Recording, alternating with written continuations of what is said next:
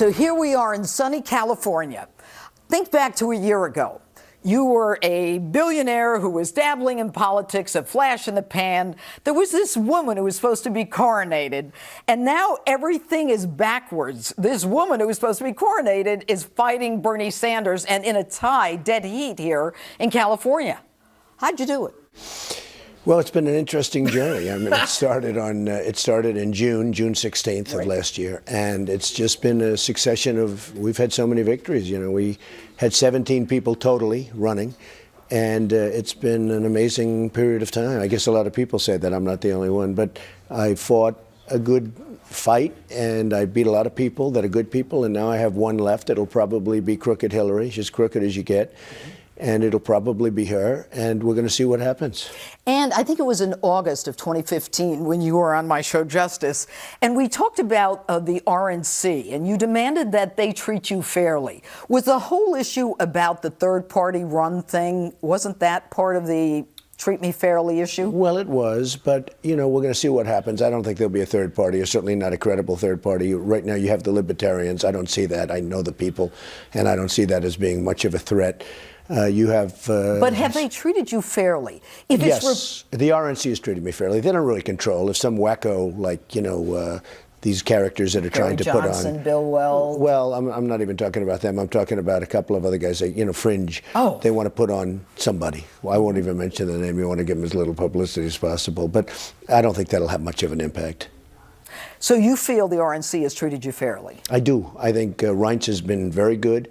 I think that, you know, it's not easy. Don't forget, he was looking at 18, and actually it was probably at the highest point, 18 people. Mm-hmm. And they were governors and they were senators. Not everybody agrees with everything I'm doing. I want the wall. I want certain things to happen. A lot of people agree with me. You know, the interesting thing, Jeanine, is that I've gotten right now more votes than anybody in the history of the Republican Party. So I went through the process. We did well in Iowa, and then after that it was just a succession of victories with New Hampshire and South Carolina, everywhere. But the big story is everybody's come aboard. Mm-hmm. I mean, if you look at people that were absolutely horrible in terms of what they said, they're now aboard. How do you feel about that? I mean, do you trust people who were just horrible to you? Well, politicians can pivot much more easily than, let's say, a person like me can pivot. You know, they pivot. I mean, they can say horrible things, and then 2 weeks later... But how does a person like you react? like Rick Perry's a good guy. He's always been a good guy. But he was very nasty during the election, and then he got out, and then he endorsed me. I didn't speak to him. He endorsed me, and he said the nicest things. He said that Donald Trump is maybe the smartest person ever to run for the office. Without That's a nice statement. Without. That was a long way from what he was before. And I'll tell you what, I fully understand what he's doing and what he did, and I like him a lot. And other people have likewise. You know, they said this was a very heated battle. There are those that say, you would know better maybe than most, but there are those that say it was the most vicious battle for the nomination that any party has ever seen. Over the years, so I don't know. But Donald, over the years, you've kind of dabbled in the idea of, you know, running for president. Is it what you thought it would be? It's more vicious. It's there's more lying and deception than ever. I never thought there'd be this kind of lying. But the lying and deception, the smiling, and then the knife in the back. And I deal with tougher people because the business world at the top they're tougher, but in a certain way they're more honorable. The deceit and the disgusting media, because the media is very dishonest. Not all of it, of course, but so much of it is dishonest. The Washington Post is very, very dishonest. Well, and I want to get to that, but you know, you have been the most accessible candidate in history in terms of the press, and yet you believe that many of them are not treating you fairly. Are you now going to limit your accessibility? No. Look, I will say this. There are some that are really bad. Washington Post is really dishonest, really, really dishonest. Why are they so much against you? Because they think that I, frankly, you want to know the truth, is the person that bought it has a big stake in Amazon, and Amazon's not paying taxes, and I've said openly that they should be paying taxes, and they're also destroying the retail industry throughout the country. I don't care about that, other than it's not a good thing to happen to our country, and I've said it. And they're going to be a monopoly. You look at the department stores, what's happening to them. They're going down the drain because Amazon is becoming a monopoly. And they know, and he bought that as a tool for himself, like a lobbyist. But the Washington Post has 22 reporters on me. There's never a good story. I mean, I could win by the biggest margins in history, and they'll say Donald Trump should have done better. Well, they are a very dishonest group. New York Times is very dishonest. I mean, New York Times is a very dishonest newspaper. I would say the Washington Post is worse. But I'm not talking about they're unfair. I'm talking they're purely dishonest. Things that they know. I mean, as an example, I raised for veterans almost $6 million. And I think more will be coming in, but I raised almost $6 million. I thought that was a positive story. I mean, I paid a lot of it out early, but some came in and we had to vet the situation. Okay, instead of a positive story, think of it, I raised almost it was 5.6 million. I think more is going to come in. Sure. But I gave to many, many groups. You saw me reading the list. Yes. 100,000 here, 250,000, 1 million to one group. Why were you so agitated that day? Because I thought I was treated very unfairly. When you raise, I never thought this is a possibility that could be a bad story. Mm-hmm. That was a terrible story for me. They said, oh, we should have given the money out faster. I get up to make a speech. I say, let's raise some money for the vets. I didn't have any obligation to do it. I get up, I make a speech. I say, let's get some money. I have one friend in the audience. He's a rich guy. He gave $1 million. I have another one that gave, Carl Icahn, gave $500,000. We had great people. They gave money. Ike Perlmutter gave money. But in the end, Ike Perlmutter. you won, Donald. No. You think it's a but bad I get story. treated unfairly. Now, I think, here's the good news. I have a speaker that gets, I can fight back a little bit, okay? It's very tough to fight the press when it's very dishonest, but I have a speaker that I can fight back. I think the people, I have had so many letters from the vets and calls to my office and emails and everything you can imagine, tweets. Mm-hmm. I mean, the tweeting has become a big thing. I will say, I have had so many tweets and Facebook where the vets are thanking me so much for what I did. But here's the thing.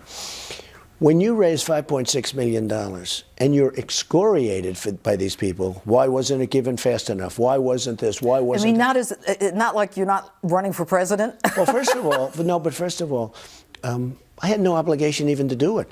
Honestly, from a PR standpoint, I would have been much better if I never did anything. If I never gave all those groups, I gave many, I don't even know how many, but many groups, great groups, I gave them money, a lot of money, more money than they've probably seen. Well, look, they wake up and they get a check for $100,000. Another one gets a check for $250,000. And instead of being treated nicely, I was treated badly. So, do you to me, ever that's think you unfair. can go like this and just say, I'm going to just... Yes, I do. When I'm wrong, I tell you, I can take criticism better than any human being. You can, and I want to talk about that. I was on an airplane with you, your plane. I'll bet it was 15 years ago. And you were sitting next to me, and you were reading, I think it was a New York Times magazine. I have a vivid recollection, and I had already read it. It was a story about you.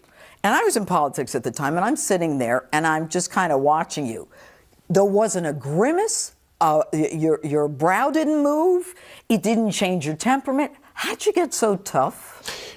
Well, it's not a question of tough. When I am wrong and they write about it, I can take that better than anybody. I agree with them. I have no problem. But when they write falsely, they write so many false things, and you understand that because I know you did the political thing, and I know you even went against Hillary for a period of time. Yeah, a few weeks. She's a major liar. They talk about foreign policy that Donald Trump wants Japan to get nukes immediately. I don't want that. I want Japan to pay us because we're protecting them. And if they don't pay us, you have to be prepared to walk. And if you walk, they're going to arm. Now, how they're going to arm, that's going to be up to them. But I never say Japan should nuke. But it's so falsely But what Hillary is saying about you is that you're a loose cannon. The world order is going to change. You're a fraud. You're a scam. Is she picking up your way of handling campaigning? She's trying to. And tweeting? She's trying to pick it up. But look, Hillary is incompetent. You know that by just look at her past record. Look at Libya. Look at what happened with Benghazi. Look at what happened with so many different things that she's done. Everything she's done. So why do people support her? It's almost out of habit, if you ask me. It's almost out of habit. It's like, why do you keep eating popcorn when it doesn't taste good? Okay? It's like a habit. Boom, boom. and the same thing with her. She's a habit. Okay. And you know what? It's time now. I think people are fed up with the Hillarys of the world. I think they're fed up with Obama, who is one of the worst presidents ever. I think they're fed up when they look at the Iran deal, when they look at the fact that China is just ripping us off in trade, ripping us, Mexico ripping us, or taking all of our companies. And they call you a racist because you want to make America first. Okay, New York Times, quote, "The rise of Donald Trump tracks growing debate on global fascism." And Washington Post, that you just talked about, op-ed, "This is how fascism comes to America." Where's that coming from? I don't get it, but it's a vicious group of people. It's on the left of where I am, and I'm sure where you are. But it's a vicious group of people. And frankly, I have to say, the one thing, they stick together. The Republican conservatives do not stick together. You have a guy like Bill Kristol, who's a total lightweight, but he's out there trying to find an independent candidate. You know, he's out there trying to find an independent candidate. Can't find anybody. What does that tell you about how desperate the establishment is? They're desperate. The Republicans do not stick together the way the Democrats do, and I give them credit for that. I give them credit for that. You look, I mean, even Bernie and Hillary, they're running, but it's a much friendlier battle, certainly, than we had as battles. You know, he doesn't want to talk as much about the emails, although now he's starting to talk about it. She's got a real problem. Look, that's a criminal problem that she's got. She's got a real problem. So, you know, she can talk all she wants, but if the administration is honest, there's no way she can run. Well, look at Petraeus. I mean, he had to pay the price, but okay, for doing much less. It's been said that you are in a movement that people are speaking through you. How is it that a blue blood New York Ivy Leaguer with a silver tongue, it captures the loyalty, the imagination of the working class? Well, it's been an amazing process, and I understand it. I understood it a long time ago, and people are talking about it. They're saying, here's this guy who lives on Fifth Avenue, and he's really rich, and he you know. But when I was a young guy, my father built houses in Brooklyn and Queens, and I would go to those building sites, and I'd work with the men. In that case, it was always men. I mean, today it's men and women. You hired but I went, and I was one of the first people to do that, to hire women. And I got no credit for it, but these are, you know, minor details. What are you going to do? But I was literally in the construction industry. I was literally the first. Okay. So I would work with these people, and I would get along with them great. I loved them. They were tough. They'd fight at lunchtime. I mean, they'd have fist fights over something. But I got along with them great. And for some reason, I mean, I honestly like them much better than the rich people. It's very interesting. And the rich people know it. Why? I don't know. I think they're more real. There's less phoniness. But, you know, you can call them blue collar, you can call them, they're like they're workers. Well, yeah. They're workers. And by the way, some of them are very successful people, and they become very successful because, you know, it is a movement, but it's a movement of everybody. What is the movement? It's a movement of people that are tired of seeing stupid decisions made in our country that are destroying our country, where our companies are leaving, our jobs, our people are being fired, where people haven't had a pay. When you talk about blue collar, they haven't had a pay increase in 18 years, an effective pay increase in 18 years. It's a group of people that are tired of stupidity. It's a group of people that want common sense, and they want to win again. We don't win anymore. We don't win with our military. We can't beat ISIS. More to come. Next, I asked Donald Trump about the controversy swirling around Trump University and his personal comments about the judge in the case. Why did you refer to his ethnicity, Donald? Well, because his heritage is Mexican. And I get Trump's response to President Obama's scathing comments this week about him. He ought to really focus on his job because he's doing a lousy job as president. Part 2 of my interview with Donald Trump is next as justice rolls on. Trump University. Did you oversell that? Let me just tell you, it's just crazy what's going on. So we opened a school. We opened a school that was very successful, had a lot of students, and they did valuation reports after they left. And we had thousands and thousands of valuation reports. Everybody saying it was great. They loved it. They loved it. I don't know if you ever heard this, but we had thousands of them. So why are you getting sued? Because a class action firm from California, who I hear gave Eric Schneiderman a lot of money to run, who I hear paid Hillary Clinton $900,000. This is all stuff that's going to come out that you don't hear, but I hear they paid her $900,000 for speeches. I hear they are. Who did? The firm that brought the law lawsuit firm paid Hillary Clinton $900,000, as I understand it, for speeches. They paid her a lot of money for her campaign. I heard $400,000 or $500,000 for her campaign. It's a very political thing. I have a judge who is truly unfair. I don't know the judge, but he's truly unfair in San Diego federal. Why did you refer to his ethnicity, Donald? Well, because his heritage is Mexican. So and what? Well, because I want to build a wall. And I'm getting along great, I think, with Hispanics, but I want to build a wall. There's some people that don't like that. Some of the numbers don't indicate that. Do you think you have to dial it back? Look, I have to be what I have to be. I mean, I have to tell the truth. I'm going to say that you need the wall. You know, I don't know if you saw what happened yesterday, but the 16,500 Border Patrol agents endorsed me. First time they've ever endorsed a presidential candidate. They believe in you. And I asked them about the wall. I said, let me ask you, how important is that? They said, Mr. Trump, it's so important. You need it. So, you know, people, I can understand people, but he's of Mexican heritage. I hope he's going to be fair, but he's treated me very unfairly. This is a case that should have been won on summary judgment. When you have the people that are suing you saying great things about the course in writing, and sometimes on tape, where they were actually on tape saying great things about, when the person that brought the suit was just dismissed from the case because she was such a bad witness, because she said all these positive things about the course, and she was just dismissed by this judge from the case. Well, if she dismissed him, if she was dismissed, he should have dismissed the whole case. The woman that brought the case, when we got to her deposition, we found her written word saying unbelievably positive things about the school. It was great. She evaluated it as great. She's then on tape. We have a tape where she's saying the most beautiful things about it. Nobody's forcing her. So they go to court and they see the judge and they say, Your Honor, we don't want her to be in the case anymore. So why wouldn't the case be dismissed? Right. The judge dismisses her from the case. And lets the case stand. And lets the case go. Well, he's been so unfair, and I don't want to call out a judge, but he's been so unfair. Now, maybe that'll change. Maybe he'll be fair. I would say he should recuse himself. But Donald, you have a lot of money. Why don't you just pay them off and call it a day? You don't need this. I could have settled this case. I could now settle this case, but I could have settled this case. I chose not to. The reason is when this woman came to us, she wanted $300,000, which would have been $200,000. And they showed me, I said, why would she get that much money? For what? And then they showed me her records. And her records said, evaluation report, loved the school, great, great, great, everything good. I'm not quoting exactly, but everything top, top, top, as though she went to Harvard. Harvard should get such good reviews, okay? And then they showed me a tape of her saying great things about the school. I said, wait a minute, how can you give her money? I said, let the lawsuit proceed. It's the principle. It's the principle. Okay. It would have been cheaper, but it's the principle. Okay, but you would have had a much easier week. But how do you let, whatever. I mean, the sleeves, you're a real beaut. Can I tell when you I what? saw you say that, I mean, I had to laugh. Well, that had to do with the veterans, though, because I've given the veterans so much money and I was criticized for it. Okay, let's talk. You know what that does, though? The one thing that does?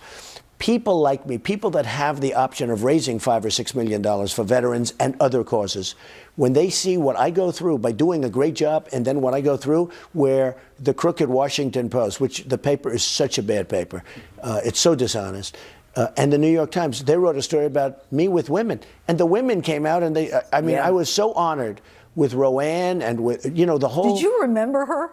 I did. She was a very nice person. And all of them.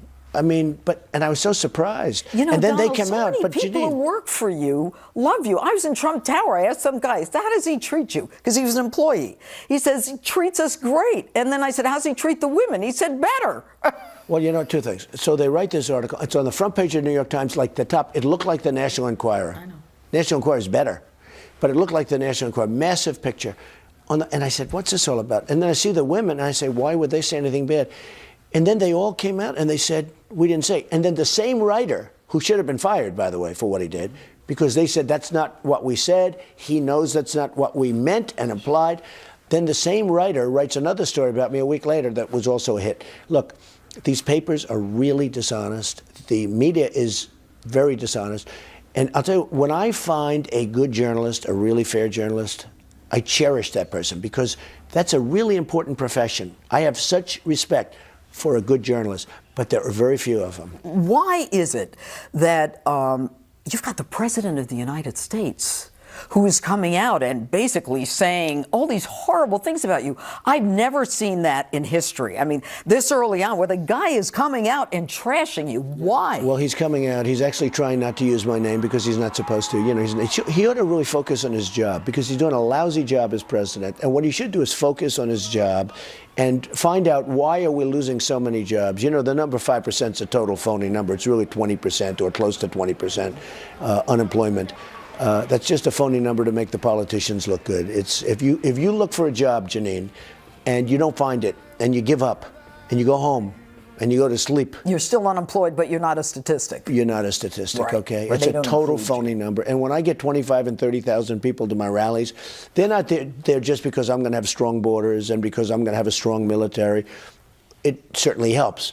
But they're there because the economy is horrible for them, and because these people literally haven't had a pay increase in decades. What kind of pay increase should they get? They should get good pay. Look, we need jobs in this country. When you see Carrier leaving for Mexico, when you see Ford building massive plants all over Mexico, when you see the PGA Tour take out of Miami to Mexico, they took their championship, their World Golf Championship, and they took it to Mexico, which is unsafe, by the way. I mean, you know, they had a tournament in Mexico. People were being mugged and robbed, and all sorts of things were happening.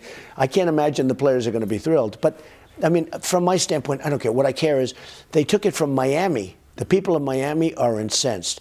They took it from Miami, and they moved it to Mexico City, which has one of the highest crime rates in the world. No doubt. It's going to be very interesting to see how those players feel. Let's talk about the most recent Quinnipiac poll. Your unfavorable's around 50, her unfavorable's about 50. Who has a better chance of flipping the haters? Do you have a better chance of flipping the Hillary haters to your side, or does she get a better chance of flipping your haters? I think I do, because people know that she's incompetent.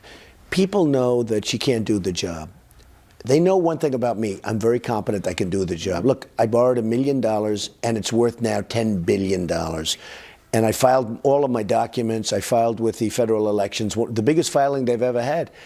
And it talks about this great company that I've built. I built a great company, very little debt, tremendous assets, tremendous. Can you make America great again? I can totally make America great again, and that's why I'm doing it. I mean, it's lovely to be with you, but I'd rather be with you without all the cameras. I mean, to be honest with you, it's doing this isn't fun.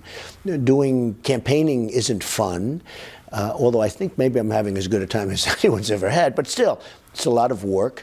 I'm going from here. I'm going to make a major speech. I have 25,000 people. Everywhere you go, there's 25,000, 30,000 people. By the way, that's the other thing. We have the biggest crowds by far. If you listen, like the other night, I had a crowd of 11,000. Bernie had 3,000 at a different location. They said Bernie Sanders had this massive crowd. With me, it was Donald Trump spoke tonight. Yeah. You know? Let me ask you about Bernie. You're a New Yorker, in your face, tough guy. Why won't you debate Bernie? Well, I was asked the question by Jimmy, and we had a lot of fun. And I said, let the networks put up some money. Mm-hmm. And I said, like, maybe women's health issues, okay? Okay, I did it for the vets. Let's do something for women's health issues. And number one, the networks did not come through. They want to keep the money for themselves. They would make so much money. That would get such ratings. And I would actually love to debate him. The problem is he's number two. And to debate number two when you have number one doesn't really make a lot of sense. What do you say to those people who say the reason you're not debating Bernie is because you don't want to, have a fight off and in the hopes of getting his followers who will never vote for Hillary? Well, the other thing is I don't really want to hit Bernie too hard because I think a lot of Bernie's people are going to come to me. See, Bernie and I are very different, but we're very similar in one thing. It's called trade. He understands what no other Democrat really understands or will say, that the United States is getting ripped off big league on trade. He understands that. I give him credit for that. Now, the difference is I can do something about it. I'll make great trade deals. He can't do that. He wouldn't know where to begin. But that's a big factor. Bernie and I agree on one thing big. The United States is being ripped off on trade. And I'm not looking to hit Bernie too hard because I would like to get his followers. I would, Now, I don't know who she's going to pick. I mean, she may pick Bernie. She may pick Pocahontas from, the phony Native American. Let's talk about the name calling. Yeah, well, it's fine. I mean, look, okay. She's, you have more Indian blood than she has, okay? And I don't have any. Okay, well, that's more than she you? has. I have none, but I have more than her. Okay. No, she did that. It's like a fraud. She was at Harvard. She said, no, I have high cheekbones. So she got into Harvard or one of these schools. Yeah, it was a Harvard thing. And, she said she was a minority. That's a fraud. But if she were to run, she's no threat at all. I wouldn't mind if she ran. No, I'd like her to run. Yeah. I'd like her to run. Okay, now, not only have you taken down the establishment, Donald, you discuss things that people only whisper about. All right, you're strong, you're smart, you've got great instincts, you've got great intuition. What do you say to those people who say that, as it relates to foreign policy, that you will just make a decision and not have a cabinet that includes people who don't agree with you? Well, you've known me for a long time. That's not the way I act. I have a lot of people. Ultimately, I'll make the decision, but I'll have a lot of good people. But I get a kick when they say, oh, well, he doesn't have the people that have been there for the last 10 years. Who wants those people? Look at the mess the world is in. We have the migration. We have Syria. We have Iraq as a disaster. We have all these things. There's nothing good. If the politicians never entered office for the last 15 years, that includes Obama and it includes people more than Obama, you wouldn't have the problems that you have today. Just take a look. I always say, if our presidents would have gone to the beach and just gone to the beach and not done anything, we'd be in better shape. Jeanine, the country is a mess. The world is a mess. We helped make the world a mess. Going into Iraq was a disastrous decision, maybe the worst decision ever in the history of our country. Number two, getting out of Iraq the way Obama did it, he didn't have a clue. And now you have, then she got into Libya. And by the way, who has the Libyan oil? I'll tell you who has it. ISIS has it. Right. And it's great oil, by the way. It's the highest quality oil you can get. So ISIS now has the oil that Hillary Clinton gave them by going in and doing that stupid attack on Libya. Just the world was crushing, and she goes and wants to do more. She doesn't have a clue. She doesn't know what she's doing. She doesn't have the strength, the energy. She cannot be president. Let's talk about strength and energy. How are you doing it? Number one, you're accessible. You're on radio. You're on television. You're here with me now. You're in California campaigning, and you're sitting down with me. Do you ever sleep? Well, I don't sleep that much. I get 4 or 5 hours, but I just seem to have strength. I love what I do. My father used to say, you gotta love what you do, and I say it all the time. I love what I do. I'm having fun doing this. It's brutal in a sense, but I have fun doing this. I have a shot at California. Now, traditionally, no Republican would even waste 10 minutes in California. But everywhere I go, I get 30,000 people, 35,000 people. And the sad part, if I have 100 protesters, that's all they want to cover. In fact, I had one the other day, fairly recently, with 31,000 people. And all they wanted to talk about was the guy that was stomping on the police car, who should have been arrested, by the way. Yeah. I don't even think they arrested him. Yeah. But he was stomping on the police car. That's all they wanted to show. But we get massive crowds, but I'll play to areas of the country that no other Republican can play. For instance, we're going to give California, everybody would say, don't waste your time in California. I have great relationships with the people of California, and I'm going to try for California. I'm going to try for New York. People would say New York and California, forget about it. We're doing great in Pennsylvania, great in Ohio. We have a 4-point lead in Ohio already. Interesting. We're doing, obviously, really well in Florida. That's my second home. New Jersey just came out. We're doing incredible in New Jersey. New Jersey is a place that no Republican would ever go to. Right. And I'm close to winning. So let me ask you this. Over the past year, it's been 1237 is the number. Right. You made it to 1237. You are not only the presumptive nominee, but you're going to be the nominee. And I always told you I would make it. You always said you would. And that's what I mean about the confidence, the instinct, the intuition. Anyway, new number is 260. Right. Electoral College. Okay. All right. You've got to win everything that Mitt Romney won and more. Talking about Ohio, you're 4 points up. You think you need John Kasich? He's one of the guys who hasn't come out and said. Well, I have a good relationship with him. I think, relatively speaking, I have. I got along with him pretty well during the run, so I had no major problems. Some of them I did. Look, Marco came out and endorsed me the other day, and we didn't have a good relationship, and I respect him for doing it. I appreciate that he did it. But we have, John and I have had a good relationship. We'll have to see what happens. I don't know. How do you get people who trashed you and who hated you to just come around? And, I don't think you do. Look, there are some that you don't even want. I had some very tough sessions with some of them.